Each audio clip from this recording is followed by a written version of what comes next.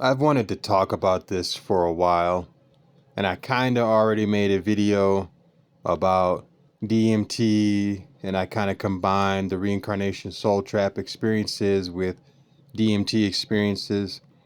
But this is going to be more so just about DMT and the profound, vivid experiences that some people have that bring them to the precipice and beyond of reality and existence and all of that.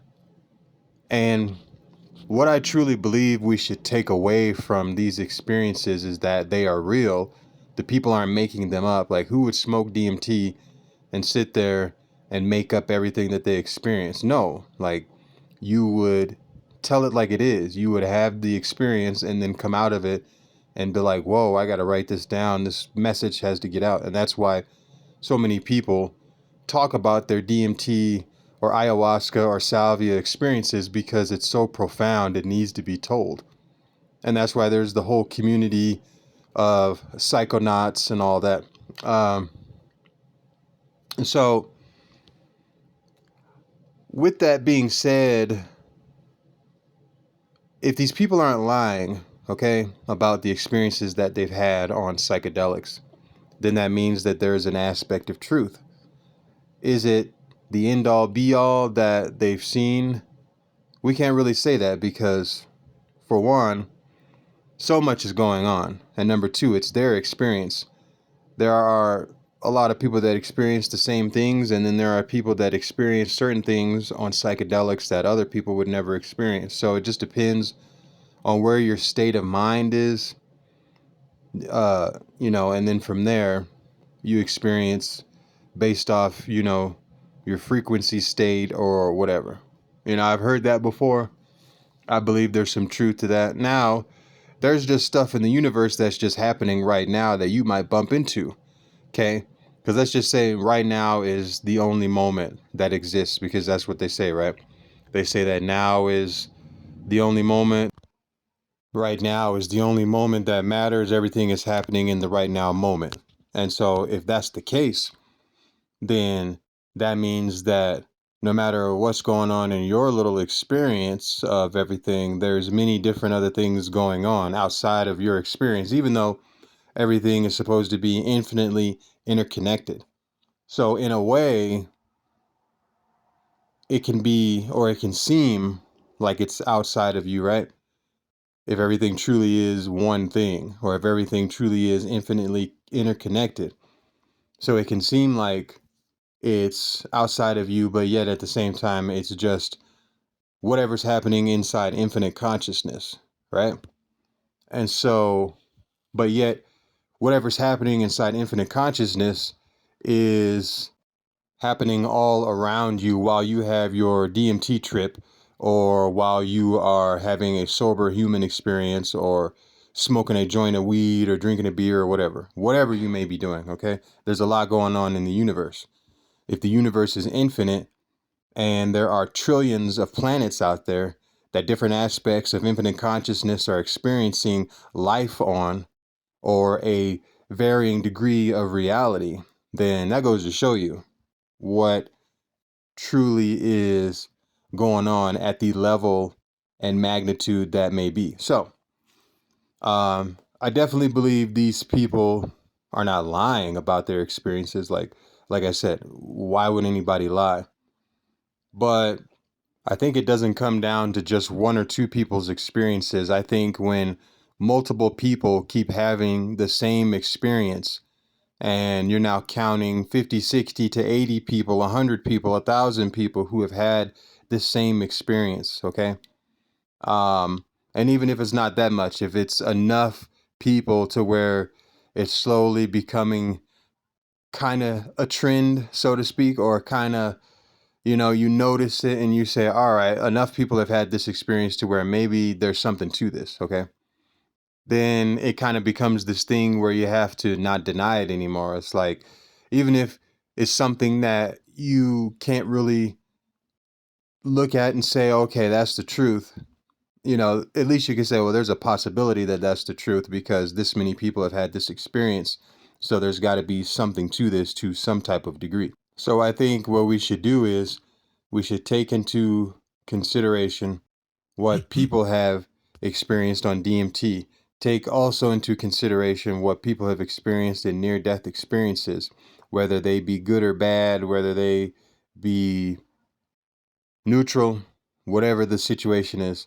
Um, Take all experiences into account, that could involve the reincarnation soul trap or some perception of that or some encounter with some type of entity that is masquerading as an angel of light or a relative of someone's, okay? Because that's been a huge thing in the soul trap theory community, is that are these people who die and have these near death experiences, are they really seeing the relatives that they loved and lived with on earth before they died?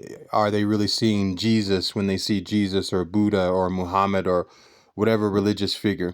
Why are atheists seeing Jesus Christ when they don't believe in anything? Okay. So we can all question all this because all of it is relevant, especially when it comes to opening your level of consciousness and exploring another level that you weren't sure of, or you just weren't able to open yourself up to many years ago or many months ago or however long it was until you got to the place that you're at now to accept new information, more information, so forth. Um, and yeah, with that said, it's just kind of like, I think every experience needs to be taken into consideration when we are studying the universe in a spiritual manner. So there's a lot to digest when it comes to taking on the universe and trying to think about who you really are and all this stuff, because nobody really can pinpoint it to a 1000th degree and say, this is it right here. This is the thing that I'm trying to show you. It's right here. Look, because even in the deepest spiritual teachings, like the Kabbalion and other teachings, Gnosticism, okay, it says that the true God is unknowable. It says that the source of existence or creation or the thing behind the existence of all that is cannot be known.